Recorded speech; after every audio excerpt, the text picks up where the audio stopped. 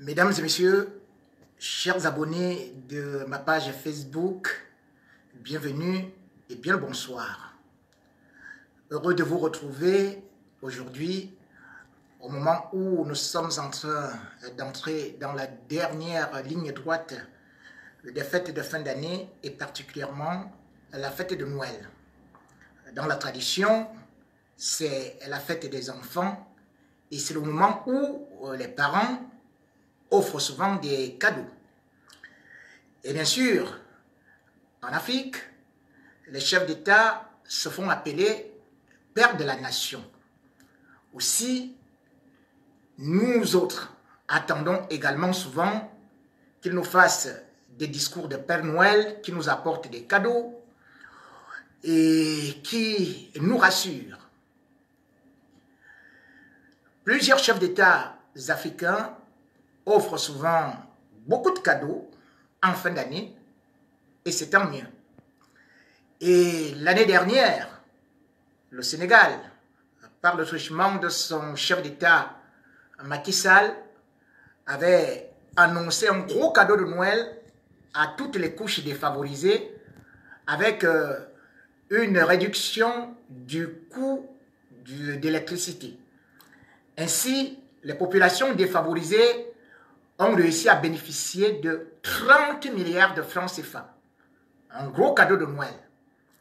Et cette année, Macky Sall vient encore de frapper très très fort puisqu'il est venu ici à Paris pour engager la deuxième phase auprès des bailleurs de fonds pour son plan Sénégal émergent.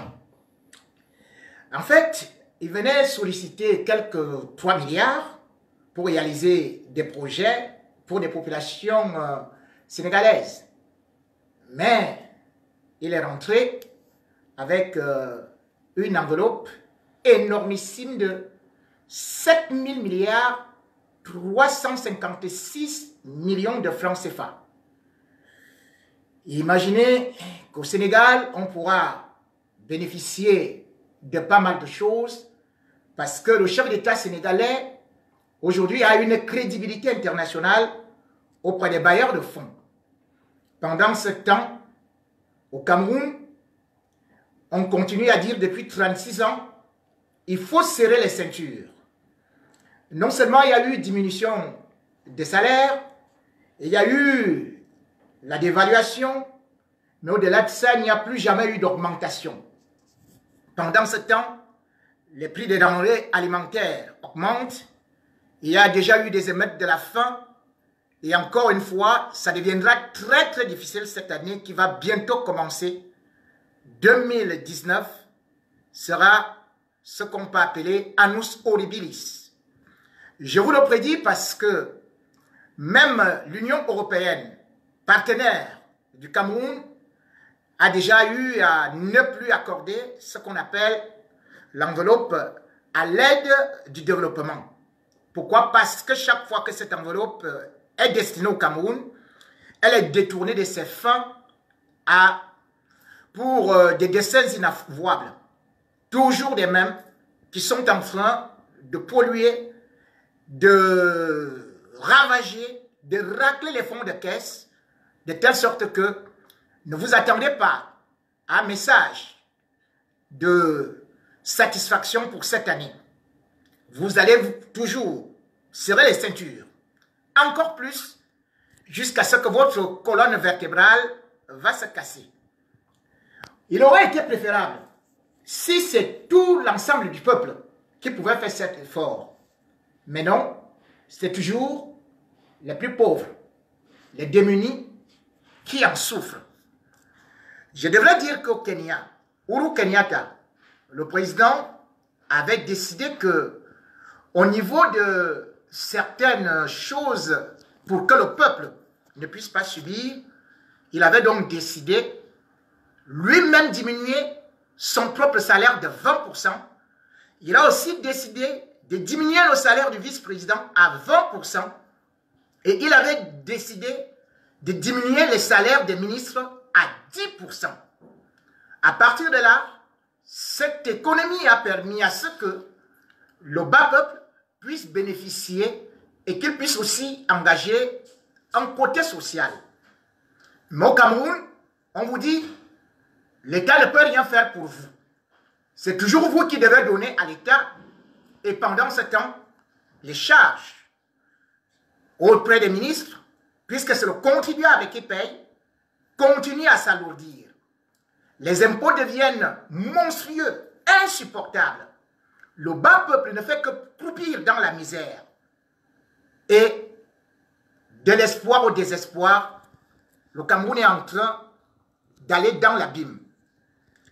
Le message qu'on va vous adresser, n'attendez donc pas Père Noël qui va vous apporter des fleurs, des cadeaux, mais plutôt Père Noël qui va encore vous dire serrez la ceinture jusqu'à ce que, fonctionnaires camerounais, attendez-vous à ce que peut-être les coupes ou les retards de salaire vont vous frapper pour 2019. Je ne suis pas un prophète de Malachie, mais je me base juste sur des chiffres, sur des perspectives qui nous viennent de la Banque mondiale, qui nous viennent du Fonds monétaire international et qui mettent totalement, actuellement, le Cameroun dans une position vulnérable où nous ne faisons que nous endetter sans pour autant savoir redistribuer au bas peuple. La seule chose qu'il y a, c'est les cadeaux de Noël au niveau du palais présidentiel et au niveau des membres du gouvernement. En effet, la CAN 2019 que devait organiser le Cameroun a permis à tous les membres du gouvernement de la quasi-totalité de tremper la main, de se lécher les doigts. Et jusqu'à présent, personne ne rend compte, personne ne démissionne, parce qu'ils se sont partagés une enveloppe de 3 000 milliards comme leur cadeau de Noël. Et nous en sommes là à applaudir des papas qui sont en train de manger, des grands-pères qui se partagent des cadeaux, pendant que nous, qui prétendons qu'ils appellent les fils de la nation, et nous les appelons des pères de la nation, ils sont en train de se remplir la panse, de se remplir les comptes bancaires et laisser un pays exsangue. Lorsqu'on parle de ce scandale de la CAN, c'est toujours les mêmes noms qui reviennent. Mais cependant, il y a des gens qui sont comme le canard sur qui l'eau de pluie glisse toujours sans pouvoir les pénétrer. Et sur ça, je devrais quand même dire que si nous avons ce fiasco et que nous devons payer lourdement le tribut, c'est à cause de ce qui s'est passé au niveau de la présidence de la République. Et c'est pour cela que je salue l'honorable député Mbada qui a demandé à ce qu'il y ait une enquête sur le retrait de la CAN. Et vous allez découvrir que là-dedans, il y a eu des scandales hors normes avec la main du chef de l'État qui a aussi laissé les gens voler pour que cet argent serve à sa campagne présidentielle. Et au Cameroun, quand chacun, dès que le chef de l'État donne un accord pour voler, tout le monde se met donc à voler en surmultiplié. Et lorsqu'on parle du secrétariat général de la présidence qui recevait les injonctions du chef de l'État, il faudrait quand même aussi dire qu'il y a toujours un nom qui revient, mais dont on ne parle jamais. Monsieur Séraphin Fouda, secrétaire général ou bien bras droit de Ngongo, dont tout le monde parle. Nous devons quand même dire que monsieur Séraphin Fouda a été recruté par le chef de l'État comme un grand économiste et on nous le présentait comme on présente actuellement le nouveau directeur de l'ENAM, c'est-à-dire qu'il était jeune, que c'était le renouveau et que c'était une façon de vouloir injecter du sang neuf. Mais il est venu avec des méthodes anciennes, toujours avec l'affaire des caisses noires et des détournements. Je devrais dire que le 20 octobre 2010, au moment où le chef de l'État accorde, bien évidemment, à AS Sonel une subvention pour le transport et l'alimentation de AS Sonel, Monsieur Séraphin Fouda est le président du conseil d'administration de AS Sonel. Où est passé cet argent? Entre-temps, monsieur Séraphin Fouda va quand même avoir des promotions, que ce soit au Premier ministère ou auprès du chef de l'État, ou d'ailleurs il va devenir monsieur économie à partir de 2011.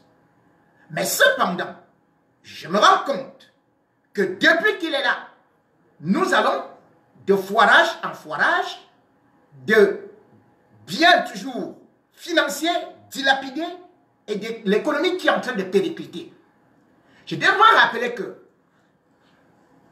Camwater, qui est devenu la CDE, c'est-à-dire la Cameroun des eaux, cet épouvantail qu'on nous a dit que c'était managé par les Marocains, je devrais dire que ça a englouti des sommes énormissimes, des détournements monstrueux et qui n'ont jamais été sanctionnés. Et qui était à la manœuvre? Eh bien, M. Séraphin Fouda en sait quelque chose. Et d'ailleurs, je vais dire que dès l'histoire du Cameroun, on n'a jamais vu un jeune qui a été PCA de 3 grandes sociétés. Et moi, je ne sais pas comment est-ce qu'il a pu accumuler toutes ces fonctions. Et en ce qui concerne la CAN, il a joué un rôle primordial. Et il faudrait qu'il rende compte. Ce n'est pas seulement une affaire de Ngongo, mais monsieur Magua Séraphin Fouda, monsieur économie du Cameroun, monsieur économie du palais, devrait nous expliquer comment l'argent a aussi été dépensé parce que son complice est Ngongo. Et c'est à partir de là que nous pourrons faire que nous puissions connaître la vérité. Nous ne devons pas laisser cette histoire entre les seules mains de Paul Biya, parce que ce n'est pas son argent, c'est notre argent, nous fils de la nation, pour nos enfants, pour nos petits-enfants, pour les générations à venir, qui doivent payer ces dettes que ces escrocs, ces bandits à col blanc ont eu à voler, à détourner et qui se pavanent crânement en toute liberté.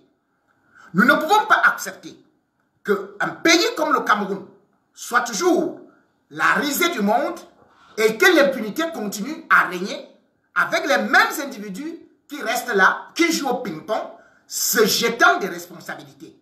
Cette fois-ci, le peuple camerounais devrait savoir que nous avons passé 36 années de Noël à sec, sans cadeaux, et ils se font des cadeaux sur notre dos. Il est temps de dire à ces totos, à ces zozos, qu'on en a ras le bol et qu'on n'en veut plus. Parce que si nous ne le disons pas, ils vont continuer à le faire. Regardez comment cette histoire de la canne, tout le monde est venu se servir. Aujourd'hui, on ne parle pas de Bidounkpat, mais Bidounkpat a joué un grand rôle dans cette histoire. Et quand vous regardez, quand vous rendez que dans l'arrière-boutique des magouilles, M. Bidounkpat attendait la cérémonie d'inauguration et de fermeture de la canne qui était taxée, fixée à 50 milliards. Rien que pour la cérémonie d'ouverture et de fermeture de la canne. Quand on se rend compte qu'aujourd'hui, on nous sort ou des parkings qui sont facturés à 11 milliards, on se rend compte que le stade, même Paul Biya, était facturé à 200 milliards, alors qu'on nous disait 163 milliards, sans pour autant compter les VIP qui devaient être. On se dit, ces gens sont méchants. Ils sont méchants pour les générations à venir. Ils sont méchants même pour leur propre famille. Parce que, même au sein de leur famille, ils sont égoïstes. Regardez, M. Séraphin Fouda, ses études ont été payées par qui? Par Madame Bachet, Bernadette. Alors, cette dame-là aujourd'hui ne marche pas. Elle qui s'est occupée de ce garçon qui venait d'une famille de 10 enfants et qui est actuellement en Suisse où elle ne peut pas se déplacer. Mais M. Séraphin Fouda est incapable d'aller aussi offrir un petit cadeau de Noël à cette maman depuis que lui, il est entré au palais. Quelle ingratitude. Il en est le même de Ngongo. Quand on se rappelle Ngongo, qui l'a amené là, c'est l'époux de la mère de la première dame. Mais lorsqu'elle était même malade, en Afrique du Sud, qu'est-ce que Ngongo a fait? Il a même refusé de lui offrir un billet d'avion. De telle sorte que la mère de la première dame est morte sans assistance de son mari. À cause des blocages de Ferdinand Ngongo. Égoïste, égocentrique, tout pour eux. Et cette gloutonnerie ne peut pas s'arrêter. Et c'est plus dangereux parce qu'ils se sont tissés des radicelles dans toute la société et auprès des milieux footballistiques. Si la CAN aujourd'hui a été aussi un chaos, c'est à cause de quoi? Non seulement parce que les travaux n'ont pas eu à marcher, mais parce qu'il y avait aussi d'autres démarches en arrière-plan, particulièrement avec Ahmad Ahmad. Quand Ahmad Ahmad arrive au Cameroun, il voit très bien que les travaux ne sont pas avancés. Lui-même dit qu'il a les vidéos avec Constant Omari, où il se rend compte que le Cameroun ne peut pas être à jour pour l'organisation de la CAN. Mais ils se disent quand même qu'ils vont essayer de nous mener en bateau. Et quand Ahmad Ahmad arrive avec Eto'o, ce n'est pas seulement pour organiser de la CAN. Et il y a d'autres choses derrière, où les Ngongo et Eto'o ont décidé qu'ils allaient faire d'autres opérations. Et dans ces opérations, ils se retrouvent, par exemple, le centre d'excellence de Mbankomo. Ce centre d'excellence dont la première pierre a été posée en 1998 et dont l'inauguration a été faite en 2010, appartient à la CAF. Mais cependant, la CAF ne parvient pas à rentabiliser cela. Parce que certes, il y a 3 terrains de football là-bas, il y a une semi-piscine olympique, et il y a certaines infrastructures, et il y a 35 chambres couplées avec 5 chambres qui sont libres comme ça. Mais la CAF a constaté que, après l'inauguration en 2014, avec Issa Hayatou et Seb Blatter, maintenant qu'ils ne sont plus aux affaires, eh bien, Ahmad Ahmad a dit qu'il faut vendre le centre de Mbankomo qui appartient à la CAF. Et ils ont monté une opération pour aller proposer cela au gouvernement camerounais en surfacturant. Donc quand Eto'o vient avec Ahmad Ahmad, ils savent très bien qu'ils vont faire une autre opération avec les Ngongo pour que le centre d'excellence de Mbankomo soit vendu à 90 milliards à l'État camerounais. Les caisses étant vides et le gouvernement du Cameroun ne pouvant plus avancer, voilà là où il y a le premier frame. Et Ahmad Ahmad, qui bien évidemment attend que ce levier soit activé pour que lui aussi puisse accorder quelque chose au Cameroun, se rend compte que ça a foiré. Entre-temps, Samuel Eto'o, lui aussi, il a un autre projet. Le projet de faire venir Rihanna. Et Rihanna, je devrais dire que Samuel Eto'o n'est pas en contact avec lui. Parce que Rihanna, selon nos enquêtes, selon mes enquêtes, ne connaît pas Eto'o. Eto'o n'a pas pris de contact avec ses agents. Mais cependant, il était dit que derrière cela, avec bien évidemment le mandat de l'État du Cameroun, il pouvait donc se présenter auprès des agents de Rihanna, négocier un prix et venir bombarder cela à l'État camerounais avec la complicité de Ngongo. Le même groupe. Donc en réalité, cette structure qui devait organiser le concert, ça devait donc être un concert avec ce qu'on appelle la Fondation Samuel Eto'o. Mais en réalité, c'est là où j'en viens. Fondé Sport, qui a le nom de la fondation de Samuel Eto'o, n'existe plus. C'est une fondation qui a été fermée. Comment donc on pouvait organiser un match de la CAN avec une fondation qui n'existe plus en Espagne? Puisque les bureaux ont été scellés. Et c'est là où j'en viens. Parce qu'en même temps, nous parlons de Noël. Papa Eto'o, qui est considéré parfois comme le Père Noël, était venu au Cameroun prendre une vingtaine d'enfants en disant qu'il allait avec eux, grâce à sa fondation, au niveau du FC Barcelone, pour aller faire une formation. Mais Camerounaises, Camerounais, savez-vous où se trouvaient ces enfants? Ils n'ont jamais été au centre du Barça. C'était une autre escroquerie fumante, parce que les financements venaient du Qatar. Ces enfants sont dans la rue. Connaissez-vous un seul qui soit actuellement au Barça? Et par la suite, le pire, c'est que on a vu au niveau de ce qu'on appelait les engagements auprès des parents de ces enfants, soi-disant de la rue, que vivant ou morts, ils ne reviendraient jamais à leurs parents.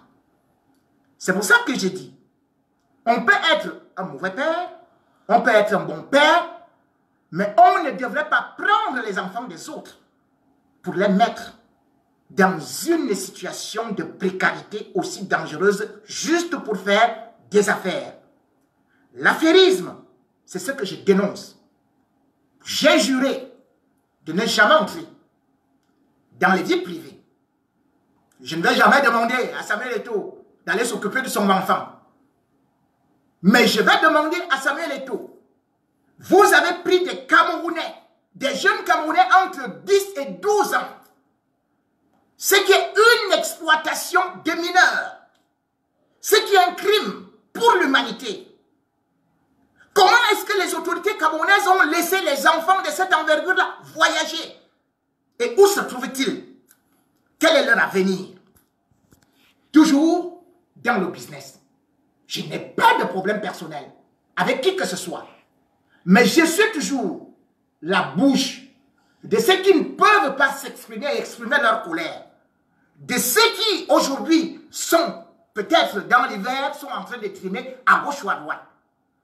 Et lorsque je sais que ces enfants ont été placés sous tutelle de Messalès, l'avocat d'Eto'o, de Barça et tout, et que par la suite, c'est la fille de l'avocat qui a récupéré cela.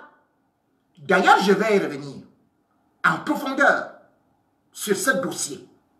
Mais j'ai dit, pour l'instant, je devrais quand même dire que pour tous ces enfants qui souffrent au Cameroun, pour tous ces enfants à qui on a promis Monts et Merveilles, Paul Biya en 2017 disait que pour la jeunesse camerounaise, il a créé 473 303 emplois et qu'il avait envoyé 500 000 jeunes au niveau de la formation pour l'agriculture et tout. Et l'industrie. Où sont ces jeunes? Où sont partis ces emplois? Que des promesses qui ne valent pas un pesant de respect.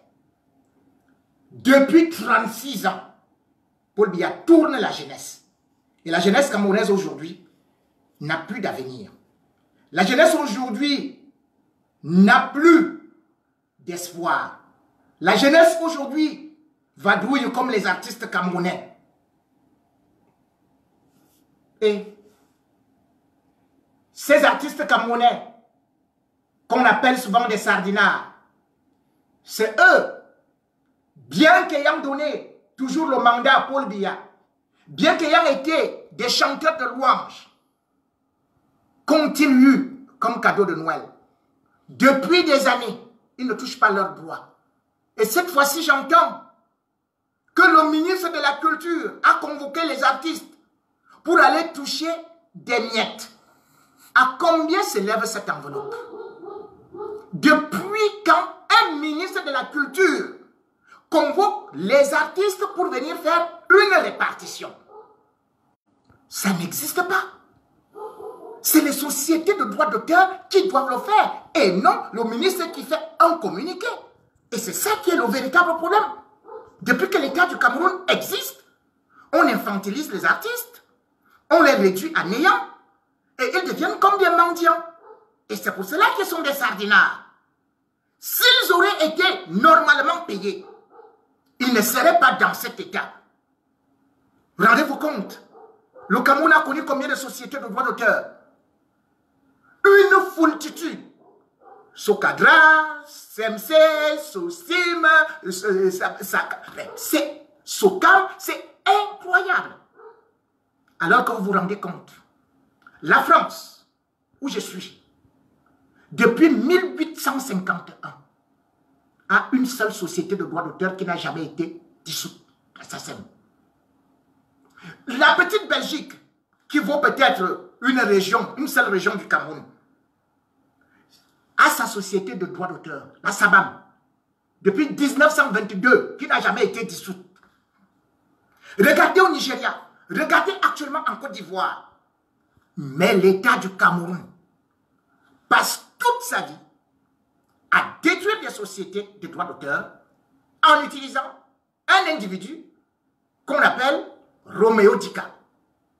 Et quand je vois aujourd'hui Roméo Dika se lever pour dire que ça fait depuis qu'il soutient Paul Biya et qu'il est lésé et qu'il appelle à la révolution, je rigole. Je demande à tous les membres de l'opposition, n'acceptez jamais Roméo Dika dans votre maison. Je demande à tous les artistes de s'écarter du chemin de Roméo Dika. Roméo Dika, qui vient maintenant dire qu'il est dans l'opposition et qu'il s'est sacrifié pour le régime Biya et qu'il s'est sacrifié pour le pays. Mais je rêve. Mais ce n'est pas possible. Roméo Dika, né en 1964 à Abidjan, et qui nous dit qu'il a 33 ans de carrière, a combien d'albums? Non. On ne connaît qu'un album, Le mari de ma femme. Et qu'est-ce qu'il a apporté à la culture? Qu'est-ce qu'il a apporté à l'État?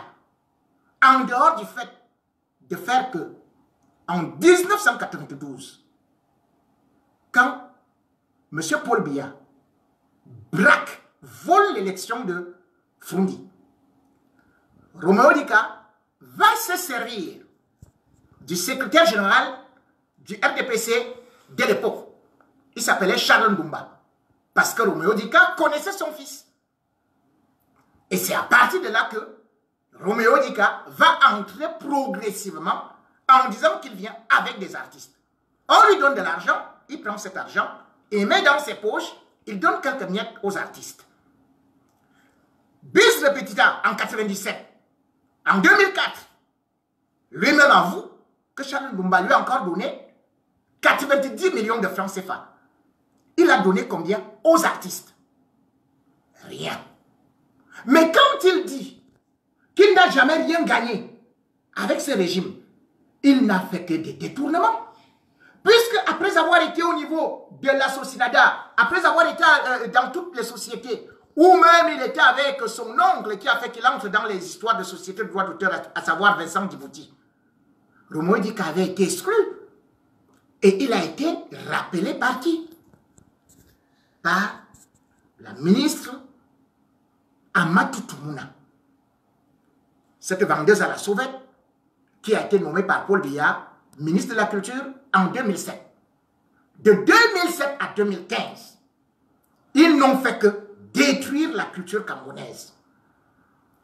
Ils n'ont fait que vassaliser les artistes. Ils n'ont fait que voler, s'enrichir. Ils n'ont fait que détruire les sociétés des droits d'auteur. Vous vous rendez compte que jamais dans l'histoire du Cameroun, un ministre en fonction n'avait été condamné 10 fois. Amatoutou a été condamné 10 fois par la justice. Juste parce qu'il était toujours dans des magouilles. Pendant ce temps, le même Roméo Dika, qui était son conseiller, avait aussi été condamné par le tribunal de grande instance de Douala pour vol, pour braquage en vol, pour association de malfaiteurs.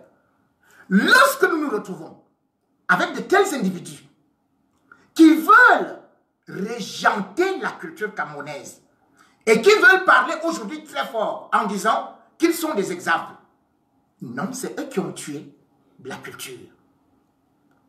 Le 4 septembre 2014, Roméo Dika et Madame la ministre de la Culture, Amma Toutou, vont à la caisse de dépôt spéciale de redevance de l'audiovisuel. Ils vont débloquer 205 millions en disant que c'est pour aller faire des répartitions. Ils donnent quelques miettes aux artistes, le reste est dans la poche. Quelque temps après, ils vont encore décaisser 205 millions d'euros encore. Et pourquoi? Parce que, à une certaine période, le président de la République avait commis, lui Paul Motazé et les services du Premier ministère, pour essayer de réglementer les sociétés de droits d'auteur. On avait créé un comité ad hoc où il y avait, par exemple, Sam Bende, qui connaît bien le droit d'auteur, et qui était en train de remettre tout sur les rails. Mais qu'est-ce que Roméo Dika a fait? Il a préféré détourner les artistes en disant que lui, il a actuellement le soutien de la FIM, c'est-à-dire que la Fédération internationale des musiciens, qui est basée en Europe, et qui le subventionne, lui donne des guitares.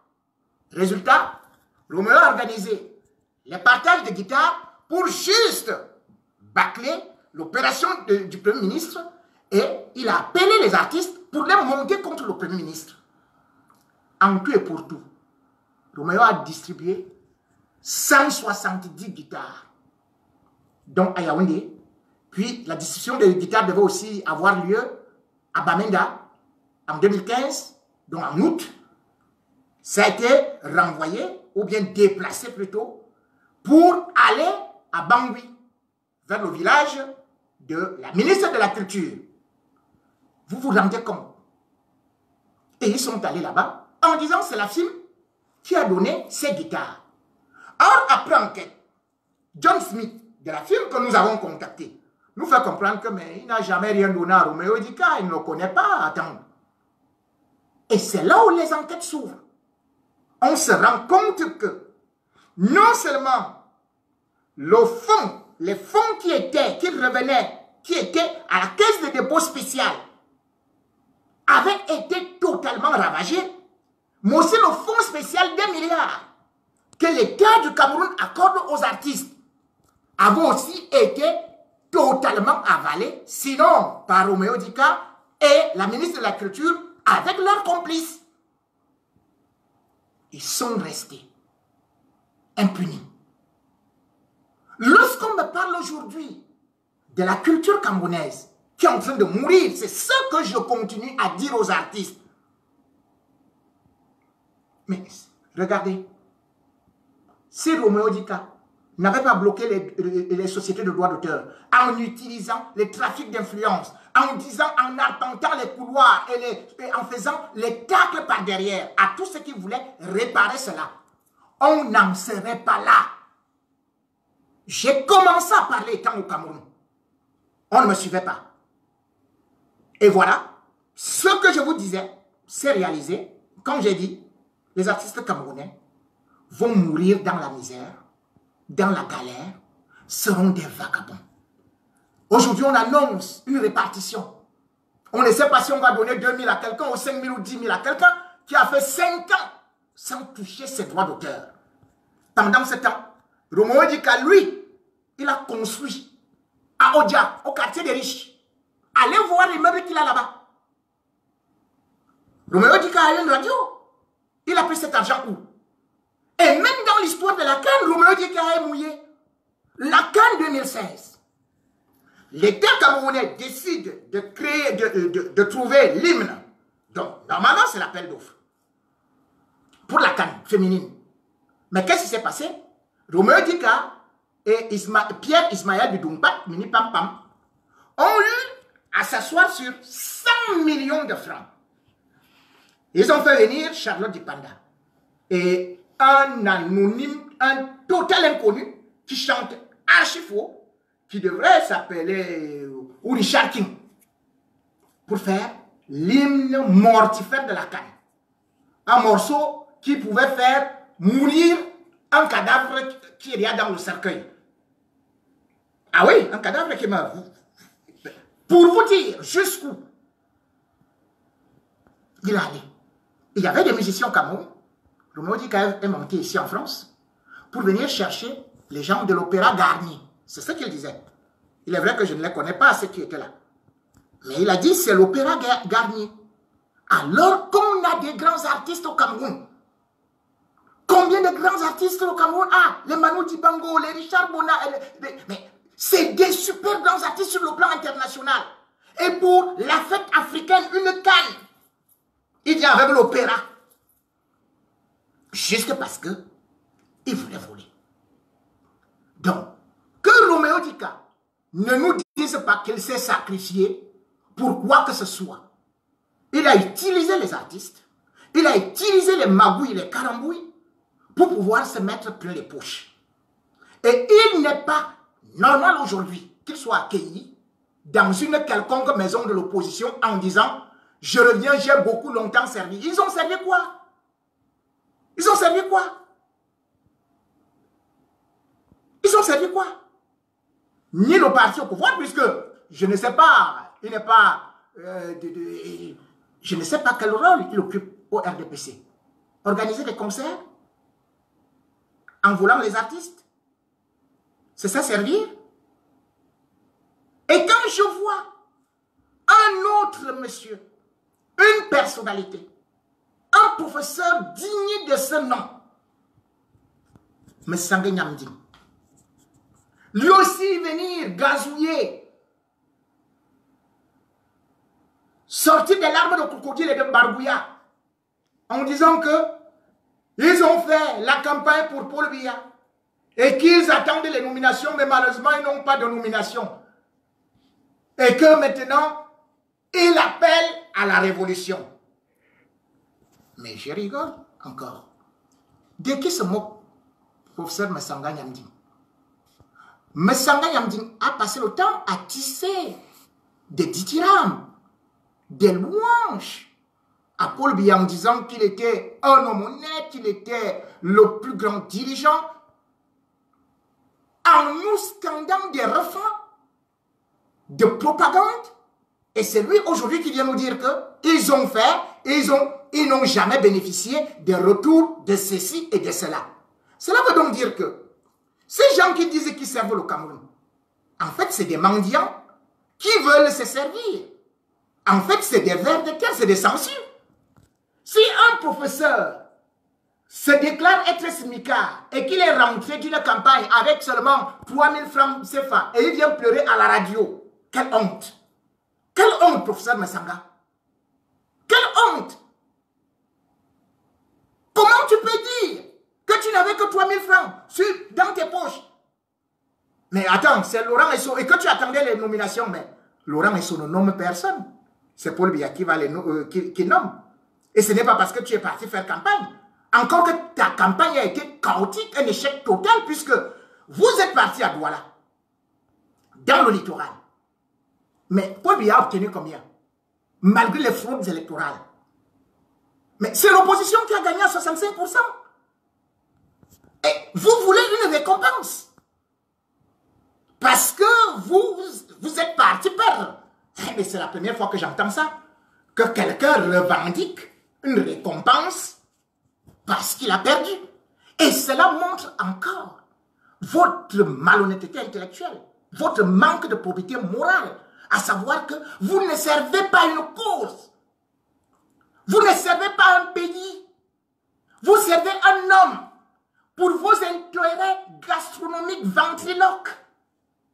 Ce qui est indigne d'un professeur de votre envergure, ce qui est indigne de votre titre folklorique, ce qui est indigne de tout ce que vous pouvez prétendre défendre.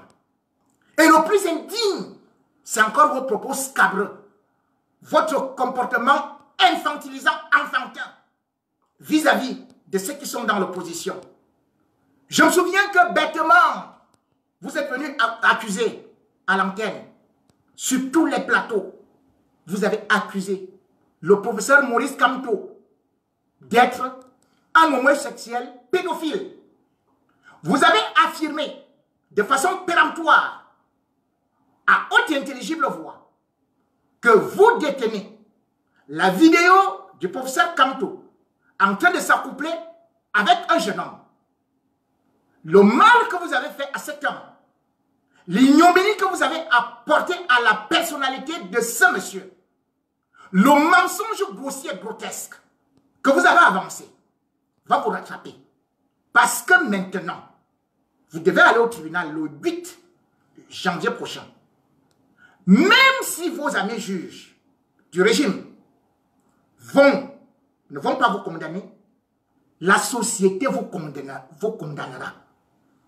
Parce que première des choses, si vous dites détenir la vidéo d'un homme politique qui est candidat à l'élection présidentielle, et vous allez dans le commérage, le mouchardage, en disant que c'est l'autre grand voyou qui est le ministre de l'administration territoriale, le repris de justice, à Tangandji, que c'est lui qui vous a dit qu'il avait cette vidéo-là, et que d'autres l'auraient vue. Mais, monsieur Messanga Nyamdi, c'est très simple. Vous êtes complice si vous n'avez pas dénoncé à cette période-là monsieur Maurice Kamto. C'est à peu près comme si vous voyez quelqu'un en train de tuer. La pédophilie est un crime. Vous voyez quelqu'un en train de tuer et vous ne dénoncez pas. Au moment où il veut devenir, où il est candidat à la présidence de la République, vous sortez, vous découpillez une grenade aussi nauséeuse, nauséabonde, pestilentielle, qui pourtant n'est qu'une invention farcesque de votre imagination puérile. Monsieur Messanga Nyamdi, sachez que même si vous avez une vidéo, vous devez être condamné. Pourquoi? Parce que c'est une complicité de crime. L'article 347, alinéa A, du Code pénal de 1965 et de celui de 1957, l'article 347 bis du Code pénal de 1972 condamne non seulement celui qui commet des actes de pédophilie ou d'homosexualité au Cameroun, mais aussi celui qui en est le détenteur ou qui le couvre. Et ça dépend de l'élasticité ou des circonstances aggravantes ou des circonstances atténuantes. Circonstances aggravantes, ce qui est le cas que vous avez eu à déclarer à la télé, cela veut dire que moins de 16 ans, vous encourez entre 10 et 15 ans de prison, plus une amende de 200 000 francs. Préparez-vous donc à aller en prison avec M. Maurice Kamto lorsque vous allez présenter cette cassette ou cette vidéo. Mais si vous ne l'avez pas, ce sera encore plus grave. Ce sera encore plus grave. Donc, apprêtez-vous. Un enseignant de lyrique. Mais finalement, je ne comprends pas mon pays. Vous n'avez que le culte de la diplômée, des titres ronflants. Mais en fait, bandit d'ignorants, ignorantissimes. Comment un professeur de l'Institut des Relations Internationales comme vous peut se permettre de telles déclarations, peut se permettre de tels comportements, de tels mensonges, et venir pleurer à la radio pour des piécettes jaunes? Oui, vous avez créé ce qu'on appelle le GF1. Vraiment, vous avez faim. Vous avez faim. Pourtant, quand on voit votre carrure, joufflu, maflu, ventru, fessu, on croit que vous êtes au-dessus de la gourmandise. Mais non, vous êtes au niveau de pain sardine. Bon appétit. Mais cependant, je devrais quand même dire que dans l'histoire, vous tous qui avez soutenu le régime par le mensonge, maintenant vous dites que c'est les autres qui volent. Maintenant vous faites partie du régime. C'est tout un régime qui est aux abois. C'est tout un régime qui est sali. C'est votre parti politique qui a volé. Ce sont vos camarades. Il y a la solidarité. Ah mais c'est ça. Vous avez défendu ce régime contre vent, marée et de choses, et ras de marée. Aujourd'hui, vous voulez vous enfuir et lancer une révolution caméléonesque. Ah non, vous êtes de quelle couleur? Ou vous êtes de l'opposition, ou vous êtes du régime. Vous voulez vos cadeaux de Noël?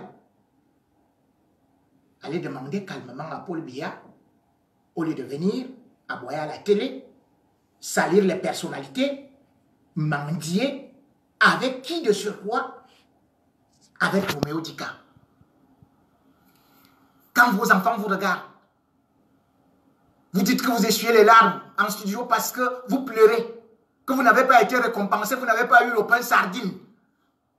Quand tu rentres, ton enfant te dit quoi? Papa, vous aussi vous êtes sardinard? Oui, professeur Sardinard. Mon fils, je suis sardinard. République de Sardinard. Personne au-dessus de la gourmandise. Ayez pitié de vos enfants. Tout comme ça me fait pitié. Ces enfants qui sont dans le nord-ouest, dans le sud-ouest, qui eux n'auront pas leur papa sur les écrans de télé, les plateaux de télé, qui eux vont passer la nuit à la belle étoile, la nuit de Noël, qui eux n'auront aucun cadeau, qui eux sont sous les arbres à cause d'une guerre que vous, professeur Messanga, et tous les autres faucons du régime avaient encouragé Paul Biya à faire. Voilà notre pays qui est détruit. Voilà ces petits-enfants qui sont dans les bosquets. Les mamans qui accouchent sous des arbres. Qu'allez-vous dire? Vous n'avez pas pitié? Vous avez dit que ce sont des Ambazoniens. Il fallait les tuer. Parce qu'ils ont juste revendiqué leurs droits. Vous avez dit que ce n'est pas normal. Le Cameroun est un et indivisible. Donc si une femme vous refuse, vous la tuez. Si les anglophones ne veulent pas des francophones, il faut les tuer. Et nous y voilà. Depuis 2016, les anglophones passent Noël à enterrer des cadavres.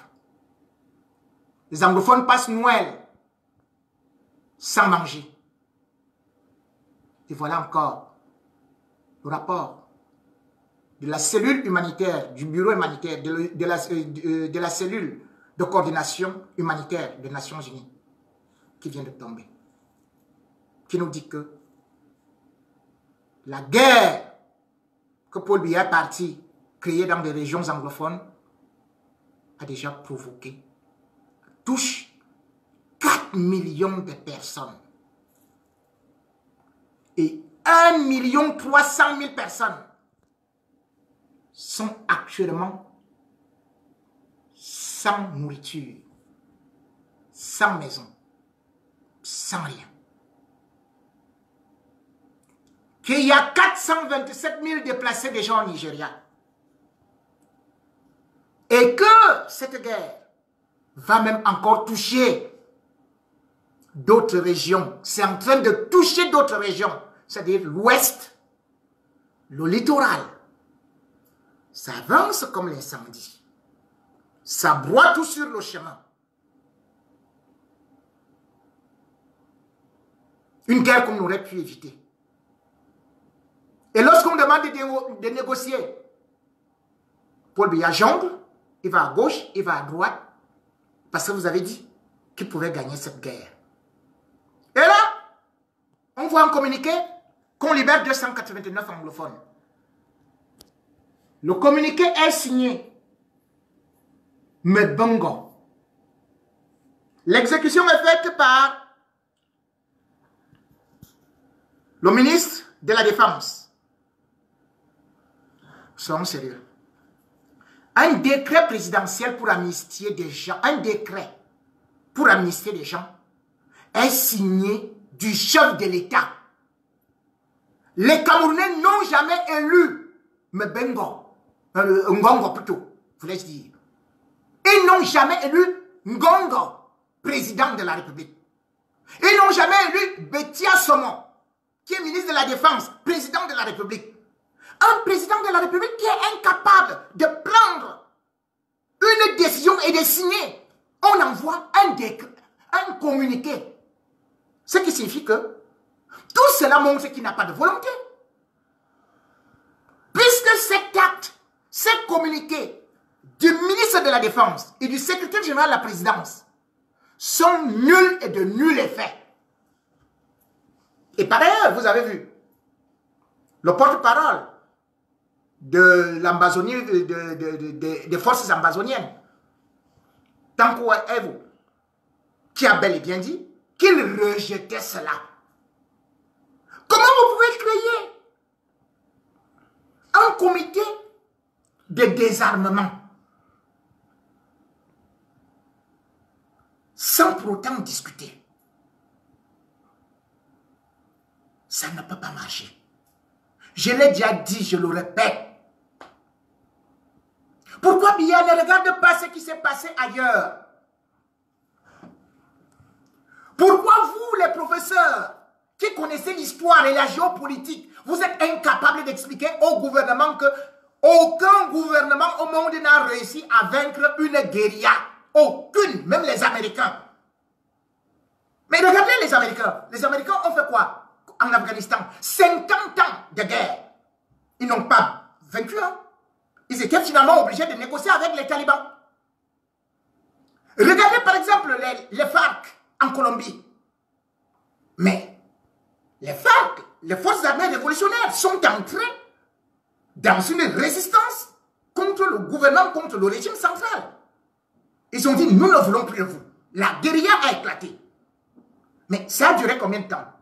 De 1952 jusqu'en 2012, où le gouvernement colombien décide d'appeler ce qu'ils appelaient d'abord, ce qu'ils surnommaient comme Paul Biya, des terroristes, pour leur dire, en octobre 2012, venons négocier. Et c'est de là qu'ils ont signé les premiers accords de paix. Et ces premiers accords de paix faisaient que les FARC, donc les forces armées révolutionnaires, puissent accepter de libérer d'abord les otages qu'ils avaient déjà. Parce que c'est ce que vous ne savez pas. C'est-à-dire que plus le conflit va durer, plus les forces de l'Ambazonie vont attraper des otages, comme les FARC, qui avaient déjà 500 otages civils et qui avaient déjà 90 personnes politiques, dont Eliane Bettencourt, qui était française et qui voulait être candidate à l'élection présidentielle. Et dont Sarkozy était d'ailleurs obligé d'aller négocier pour la libérer. Vous croyez que l'armée camerounaise est plus forte que l'armée colombienne? Plus forte que l'armée américaine? Vous vous trompez. Quand vous voyez ce qui s'est passé en Namibie, c'est la même chose. Pour le désarmement, on a utilisé une force neutre de l'ONU pour venir désarmer les 10 000 combattants. Mais ils avaient commencé combien en Namibie? Ils étaient 500, 500 000, 2 000, 3 000, 4 000, 5 000, 10 000. Donc sachez que ce sera comme ça dans les régions du nord-ouest et du sud-ouest. Tant que vous allez utiliser la force, la ruse, on ne pourra pas. Seuls les Camerounais perdent. Le Sénégal a voulu engager un tel plan de fer contre la Casamance en envoyant son armée bombarder la base Casamance. C'était en 1982, quand Paul Biya arrivait au pouvoir. Mais jusqu'à présent, ils sont en train de négocier la paix. Et c'est ça qui a fait du calme actuellement en Casamance. Mais tant que le régime sénégalais voulait utiliser la force, eh bien, eux aussi, les Casamançais, utilisaient la violence. La violence appelle la violence. On ne peut pas combattre son peuple avec des armes. On ne peut pas finir une guérilla avec des armes. Même au Nigeria, chez les Biafrais, il a fallu qu'il y ait des amnisties à gauche et à droite. Pourquoi est-ce que Biya va dire que je vais libérer 289 anglophones sur 1500? C'est sur quelle base? Mais il n'avait qu'à libérer les anglophones, de convoquer une assemblée, ou alors de convoquer plutôt les leaders, pour parler avec eux, pour qu'on aille à une paix. Nous voulons la paix. Je mendie la paix pour mon pays. Je ne voudrais pas que mon pays soit dans la guerre pendant 50 ans. Les guerres de sécession, les guérillas, ça ne finit pas en moins de 50 ans. Je ne voudrais pas voir mon pays totalement épuisé. Je ne voudrais pas voir les Camerounais s'entretuer. Continuer à rester comme ça. Et dire que je vais fêter Noël. Imaginez, M. Biya, si c'est Brenda qui était au front là-bas chez les anglophones, si c'était Junior, si c'était Franck Biya, et qu'on vous annonce qu'il vient de mourir, vous seriez en train de fêter? Est-ce que vous savez, M. Biya, que dimanche, on a bombardé les anglophones, pas les anglophones, les forces de l'Ambazonie, ont aussi attaqué un commissariat. 14 policiers gravement blessés. Et le commissaire, lui-même, il a été tué. Pendant ce temps, les forces armées tuent aussi les Ambazoniens. Tout ça, c'est des Camerounais. Monsieur Biya, je vous interpelle.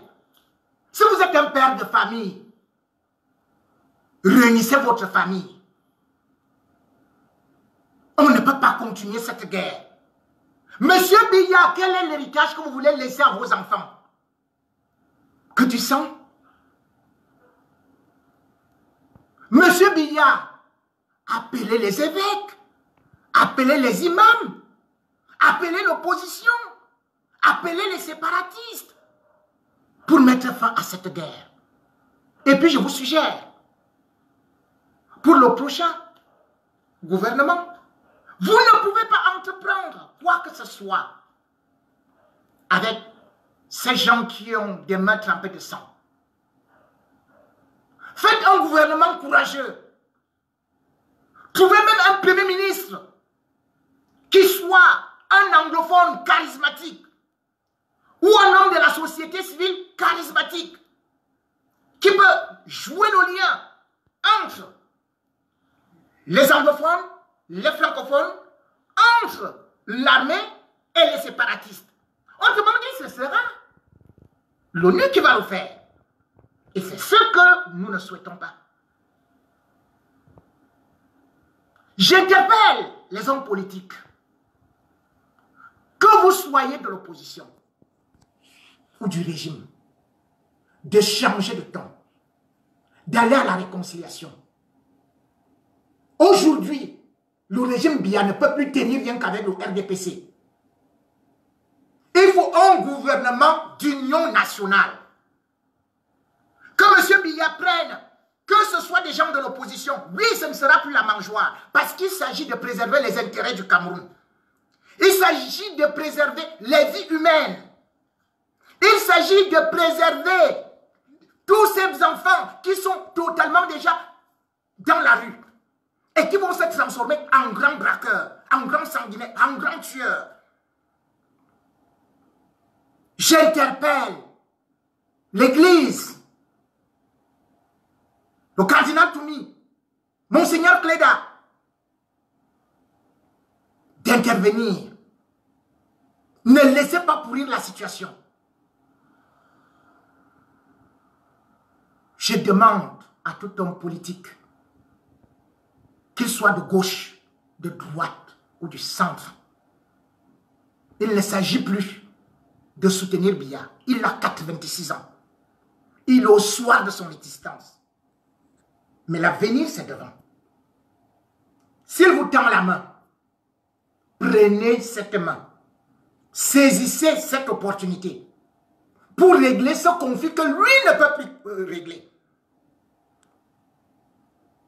Il faut un nouveau gouvernement fort, dynamique, intègre, qui peut nous conduire non seulement à sortir de la crise, mais nous relancer sur le plan économique et nous ouvrir les portes internationales. Parce qu'aujourd'hui, le Cameroun, sur le plan international, comme je vous ai dit, n'est plus reconnu. Le Cameroun est devenu rien du tout. Ensemble, reconstruisons notre pays. Ensemble, faisons des concessions. On ne peut pas dire qu'on ne peut pas négocier avec les anglophones ou bien avec les leaders qui sont en prison. Il faut une amnistie générale. Monsieur Paul Biya, amnistie générale. Et c'est à partir de là qu'on va donc décréter par exemple que les accords de paix, on va les signer avec le dépôt des armes. Je vous dis que quand ça s'est passé en Casamance, ce n'est pas hier. C'était en 2012 et ça a continué en 2016 et c'est maintenant en 2018. C'est comme aussi les FARC. Je vous ai dit, quand ça a commencé, progressivement, on pense les plaies. On refait la famille. On se pardonne. Comme les Rwandais l'ont fait. Entre les Tutsis et les Hutus. Regardez comment le Rwanda évolue aujourd'hui. Nous sommes un peuple, nous sommes une nation. Et nous devons accepter le pardon. Nous devons accepter la fusion. Nous devons aller dans l'union et non dans la division. Et pour cela, un grand homme, un père, Monsieur Paul Biya, père de famille, Père Noël, comporte-toi ici en laissant, en amnistiant tous les anglophones et en appelant tout le monde sur la table, en ayant un gouvernement d'union et non un gouvernement RDPC, un gouvernement de faucons. Chasser des gens comme Atangenji de ce gouvernement qui n'ont servi à rien. Chasser Laurent Messo qui n'a servi à rien dans ce gouvernement et qui n'ont fait qu'attiser la guerre, qui vous ont conduit dans cette erreur.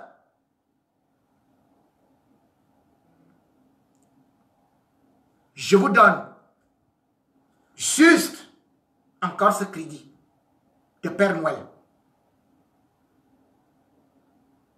Nous allons accepter parce qu'il s'agit d'un pays. Nous allons accepter parce qu'il s'agit de l'avenir de nos enfants. Nous allons accepter parce que nous sommes des humains. Et comme le disait Franklin Roosevelt, il n'y a jamais de bonne guerre, ni de mauvaise paix. Merci.